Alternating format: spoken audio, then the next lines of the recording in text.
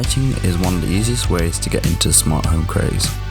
Companies like Philips have made it a simple affair when they introduced their Philips Hue range of lights, and since then more and more companies are popping up offering a varying range of products. In this video, I'll show you some of the smart lights I use around the house. For my main lights, I decided not to go with Philips Hue. Since individual bulbs are expensive, I went down an alternative route and smartened up my light switches using a company called Lightwave. Their switches replace your existing switches and link to its own smart hub connected to your network, allowing you to control it via multiple methods. In my case, I have a Withing sleep mat under my bed, allowing me to turn my lights off and on when I get into and out of bed.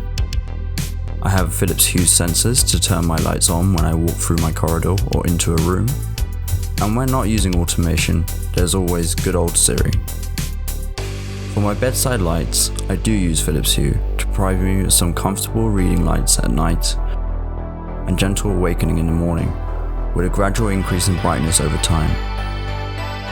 And finally, providing an immersive experience to my media consumption, I use the Philips Hue light bars and light strips synced to my Apple TV via this Hue Sync box.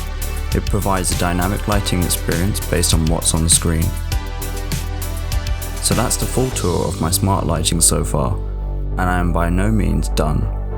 So hopefully this has given you some ideas on how to incorporate smart lighting into your home.